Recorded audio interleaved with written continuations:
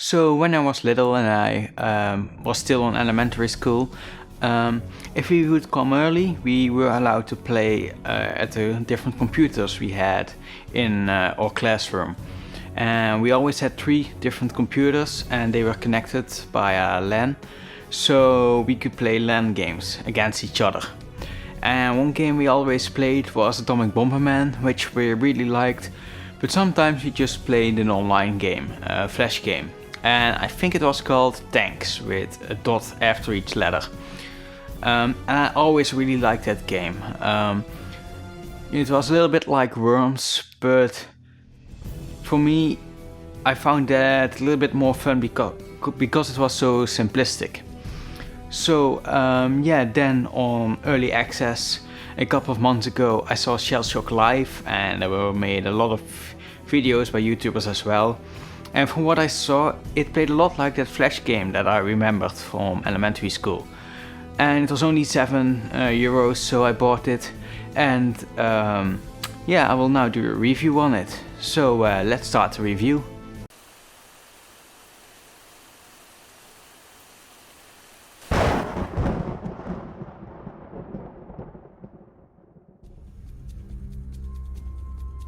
So what you need to do in this game is simple: destroy the other tanks. The best way to do that depends on the game mode you are playing. You have normal team deathmatch and points. Points just means get the most points by doing the most damage. But there are also some more fun ones, like rebound, where you have to hit the purple bounce pad before you hit your enemy, or assassin, where everybody gets a different target and you only need to kill him or her. But on most servers it will be deathmatch. The game works as follows. Is it your turn, you can move, choose the weapon that you want to shoot, maybe use an item if you have one, and then just take aim and you can lock in and fire. Very simple but fun. One minor thing is that multiplayer is online only, so it does not have local multiplayer. It would be nice for a game like this if it would have hot seat mode, so yeah, I hope the developers could add that. So that's multiplayer, but what else can you do? Well, you can play a skirmish battle against AI or play the campaign. Here you get different objectives and weird scenarios to play. Overall it's a lot of fun because you can get some really weird levels. But there are also some levels that get annoying because it's just trial and error. What makes it more annoying is that if there is a shot limit, after your last shot you will go immediately to the after screen and reloading the level takes a couple of seconds. That doesn't seem like a big deal, but after your 50th try it really gets annoying. This could be easily fixed by just waiting 2 seconds before going to the after screen, so you can click the reload button. That restarts the level immediately. And there are some more annoying menu design decisions. If you go to the server list and choose a server, but it is full or you get kicked, you go back to the start screen of multiplayer instead of the server list. Also, if you click quick join, there is a pretty big chance that it will not work. It will try to get you into an ongoing game, which is impossible. So quick join doesn't work very well most of the time. Also, if you want different skins or songs from the shop, you need to get gears, which you can get from playing, and if you win a game each day. You can spin a wheel then, which determines how many gears you get. So that means that if you want every song the game has, every skin the game has, and every map, you need to grind. A lot. A lot. If you believe Steam, I've been playing for 13 hours now, and I got 156 gears. To put that in perspective, that won't even buy one song. So yeah, you need to play a lot. Luckily that's not a big deal because everything is cosmetic. But now we come to the part that is a big deal, and that's the leveling system. As you know from other videos, I do not like leveling systems in multiplayer games. I just want everything the moment I start playing. Maybe that means that the game has a high skill ceiling because the game is throwing everything at you at once, but that is not a problem for me. That just means that you have to practice and get better and understand what to use in different situations and how the weapons or skills you have work. I much rather have that, because if I am forced to use the same weapons constantly and I have to unlock the other weapons first, I just get bored before I unlock them. And that is because there is no way to switch things up. Luckily that's not a problem with this game, because from the get-go you get tons of weapons. So why do I even bring this up then? Well, because the leveling system in this game completely ruins this game's balancing. I have showed you the list with every campaign level, and as you could see I haven't completed this game yet, and that is because it is impossible for me to complete the campaign at this moment. I just can't progress any further. One level that I can't finish right now is making you use fire only weapons, and those are very weak. But the enemies use a very powerful weapon, so you always die before you do enough damage to kill them. The only way to beat them is to level up a lot and upgrade your health and damage. And then you also need to upgrade your weapons. And they have experience bars on their own. You upgrade your weapon by using them while playing, but you have to use them so much that it takes many games. Also, you can't choose every weapon in your arsenal, you only get 10 and in some game modes only 1, so you need to be lucky to have the option to use the weapon that you want to upgrade. And maybe that is not a big problem for you, because that just means that you have to play the game more. And you're right, I just find it annoying, because if you only want to play single player, you just can't do that. But in multiplayer, I just can't agree with you, because it makes the game a lot less fun than it could have been. As I have explained, there are a lot of weapons and many more to unlock. And most of the time the unlockable weapons are stronger. So players with a higher level have better weapons. And the weapons that you as a lower level player have are stronger when they use them, because you can upgrade the critical damage chances and the strength of all your weapons. And on top of that, you can also unlock the better versions of those weapons by using them, as explained in the single player section. And on top of that, you can also upgrade your chances of getting the better versions of those weapons by upgrading your luck. And on top of that, you can level up your movement, and that means that you get more fuel, are quicker, and can go uphill or downhill so you don't get stuck. If you get in a trench as a low level player, you are just stuck. You can't go anywhere, that's it, so they can easily hit you. And on top of that, they can upgrade health, so they get more armor. So the higher level players are stronger in every aspect. Even when they can't aim, if their life would depend on it, chances are they are still going to win. And leveling up yourself takes a long while. As I've said earlier in the review, I've been playing for 13 hours and I'm level 32.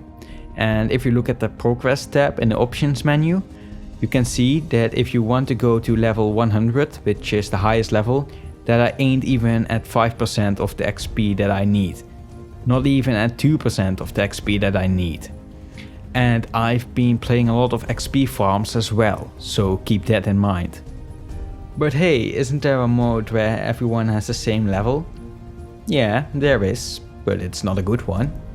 What I'm talking about here is the level mod. It can be found under the mod section, that's the last section when you are the host and you are in the game settings. And it's not a good one because it also removes portals, crates, rebounds, all the random things.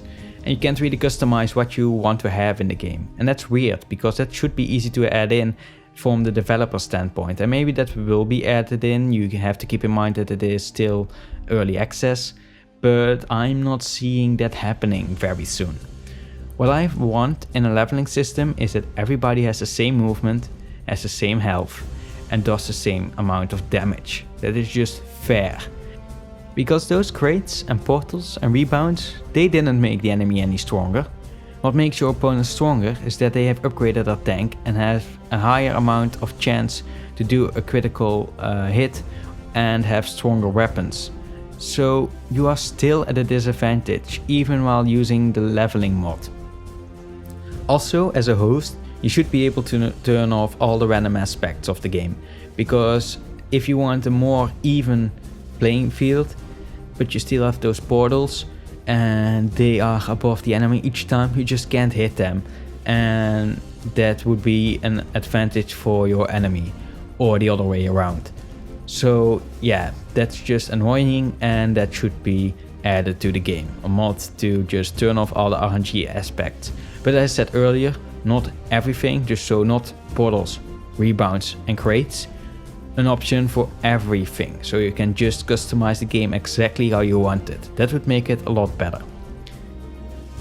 So to go back to the Flash game that I was talking about in the intro, the way that game did it was you got the very basic weapons, but if you hit the opponent, you got money, and with that money you could buy the better weapons, so it was completely skill based. And I know the way they do it is completely opposite of what this developer want this game to be, but just give it as a mod, so if you want to do it that way, you can do it that way. So I just can't recommend this game. It has cool weapons, some of them coming from other games like Portal and Angry Birds.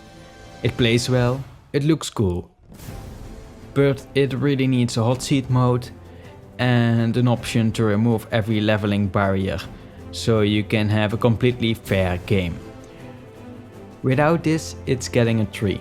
It is still a good game underneath, but they need to balance it to make it better, otherwise you get many irritating games. If they fix it, it will be a really good game and worth a buy. Let's hope they do so. So the review part of this video is over now, but I just want to give you some information about the state of this game because it's in early access. Normally I don't do any reviews of early access games because they change a lot and are unfinished, so it would be unfair. But this game seems pretty much finished, and over the last few months it hasn't changed all that much. It does get regularly updated though. The upgrades most of the part are or new weapons, or graphical changes or upgrades, and bug fixes, stuff like that. And updates to the new versions of Unity, because this game is made in Unity. But yeah, if you don't mind the leveling system that this game has, then by all means buy this game. I think you will enjoy it. I'm still playing it even with the leveling system, because it is still fun, but every time I am in a lobby and I see higher player levels, I see higher level players, I just think, oh god, no, here we go again.